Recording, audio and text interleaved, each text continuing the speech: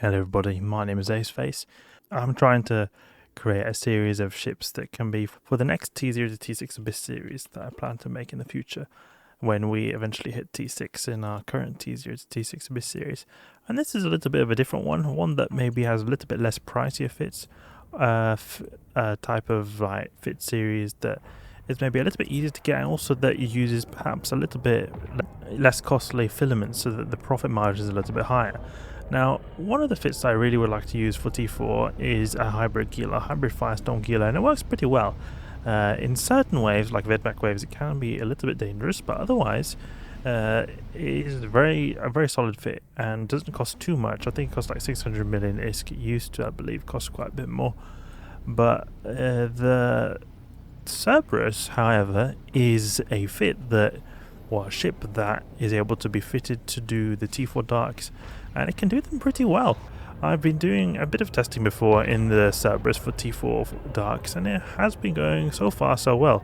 What I did was actually, when it came to the T5 Dark, is that I replaced one of these application modules, and then I replaced it with a EM shield reinforcer, and that made it so that I was able to have a little bit extra tank but a little bit worse application. But that fit eventually was killed to a big Cinnabar wave. So what I wanted to do here was that I would have liked to just make sure this fit is at least able to do the T4 Darks. So we're going to be doing T4 Darks. I'm going to be doing many of these, and I want to just see that we can maybe encounter some very deadly Cinnabar waves, and then perhaps or at least just in general hard waves, so that we can go and test this fit to make sure that it's a little bit safer. Because this fit, I like it a lot in that it's pretty tanky. It's got a Pithx type large shield booster, and the Cerberus has a bonus to its shield boosting capabilities. So having a Pithx type large shield booster, the most powerful large shield booster, gives you pretty high HP per second recharge. And then it's also got pretty high DPS, 819 DPS, and then the application is okay. We've got the Webifier here. Sometimes people recommend, or quite often people recommend actually, to use dual webs in the Darks with the Cerberus. But I actually like to use one if I can help it, because it frees up that mid slot and enables you to have a little bit more tank. But it also then makes so that you have to use a lot more modules in other slots to be able to compensate for that tracking. So that's what we're doing with the rigs. The rigs are pretty heavy in terms of application. We've got 2 application rigs here. So we're going to just go straight in and wreck these guys. What have we got here? Scourge, Rage. We can go with the Caldari Navy to just take out these small stuff, and then we'll switch over to Rage in a bit to neutralize those Lucid Deep Watchers.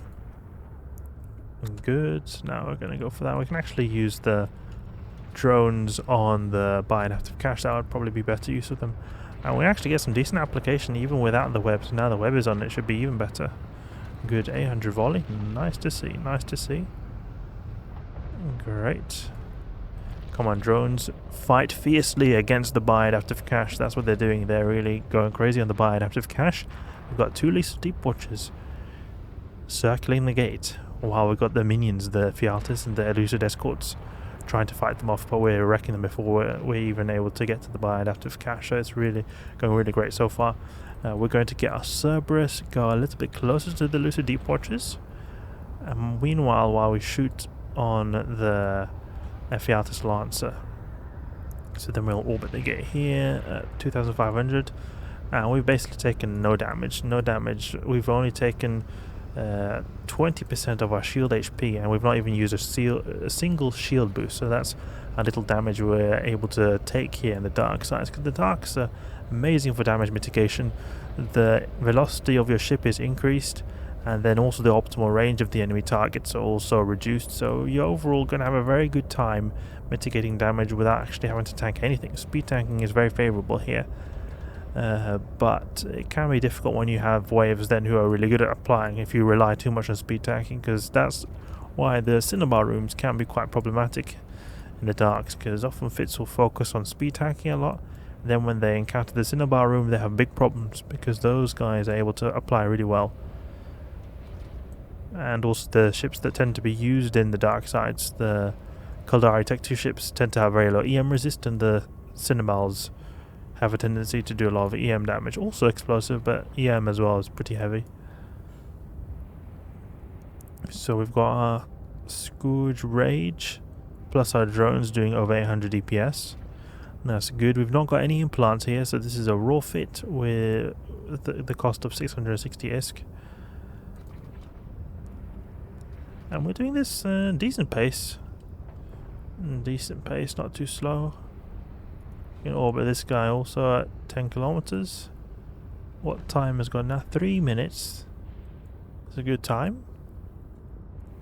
And dark sides make it so that missiles apply a little bit worse, but I don't think that's going to be an issue when you're facing the Lucid Deep Watchers. And then I also think that it will make it a bit slower as well in terms of the resist types, because there's no resist types being reduced here. Exotics would be quite a bit quicker, though maybe the tank won't be as solid in the exotics compared to the darks, because the darks is really nice for tanking purposes, since you're just able to speed tank so much easier here. Okay, let's orbit that Lucid Deep Watcher. Keep orbiting right there. His arm is soon destroyed, and we're gazing upon that gate that we'll go through very soon. Okay, let's go to the transfer conduit now, and then we'll recall drones. And I'll start off with the Caldari Navy. I think it's a good ammunition type to have when you start off in a room, because you're then able to hit out far. You can just straight away go for the small stuff.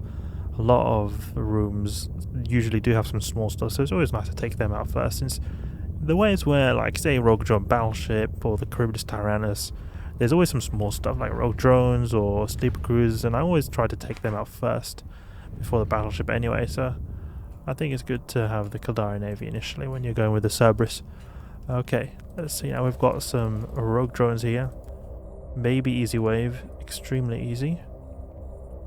These guys actually can hurt quite a bit if you get close to them, so do not underestimate them. They are deadly. You know, the reason I also died to this T5 Cinnabar room was not really... I mean, I think I could have survived. I did a bit of a bad part, so you can check the video out where it's like a video called T5 Cerberus Deadly, I think. And it's a very similar fit to this, just altered the tank slightly, so it was actually a very similar cost. It was not too expensive for it. Like you see, see our damage is we're taking is pretty high.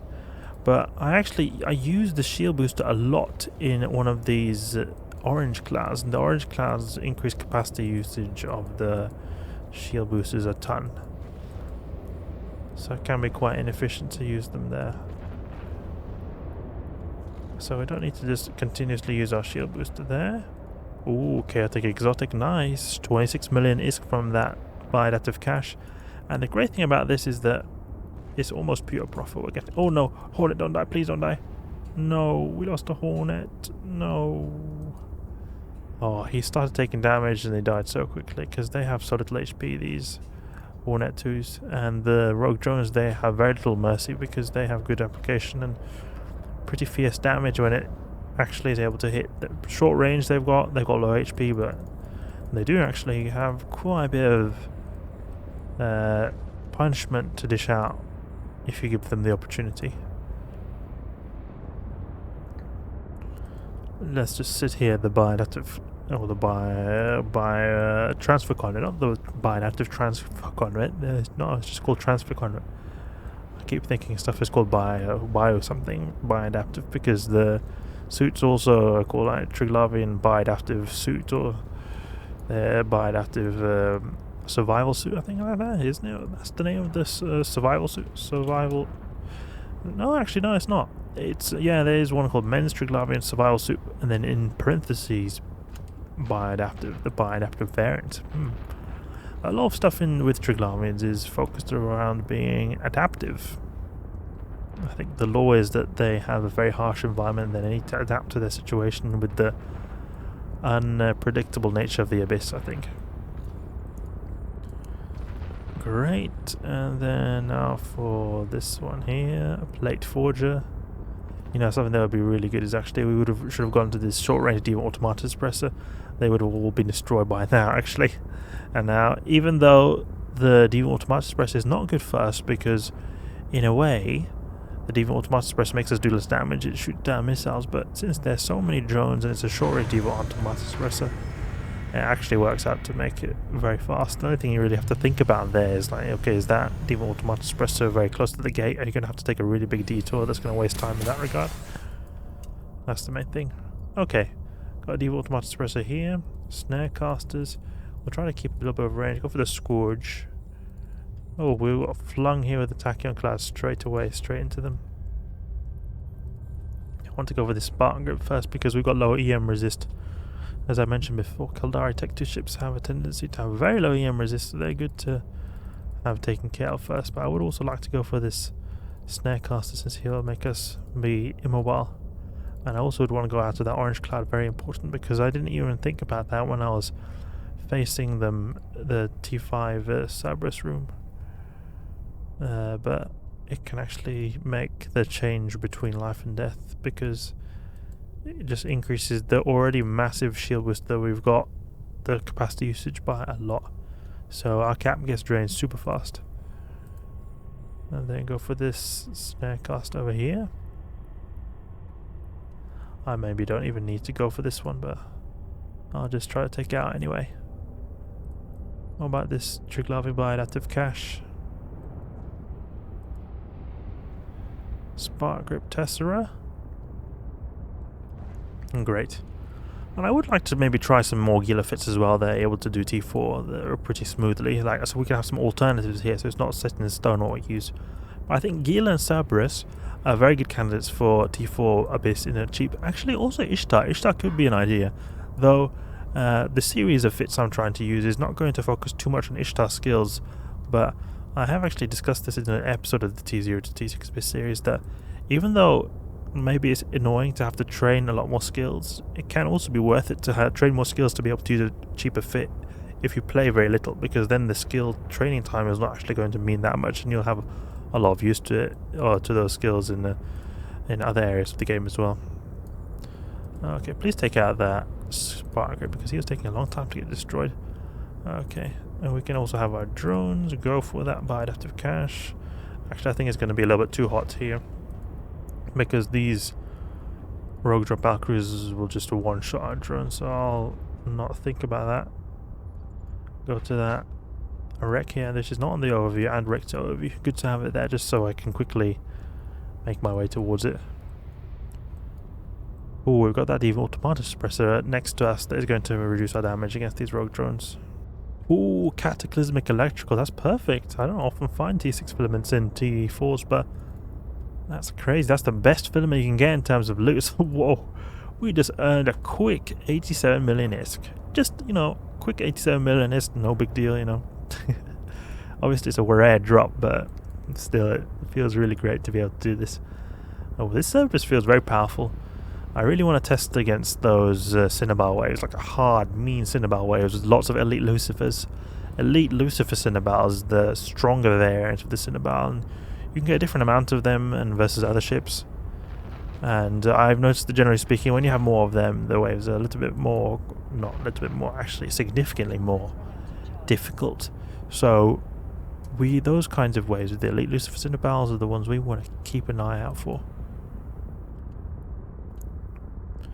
And I'm just pulsing my shield boost here just to save capacity. It's not really any need at all here to think about that, but I like to get into the routine of you doing that, being a little bit careful with using too much capacitor unnecessarily, because that can actually make the difference between life and death. Since I actually died in that, since I died in this Cinnabal T5 wave, which I've been talking about a lot, because the main reason was I ran out of capacitor, not that I wasn't able to tank them. I actually seemed to be able to tank them decently well, but just my capacitor ran out and I couldn't do anything. I was just dead in the water.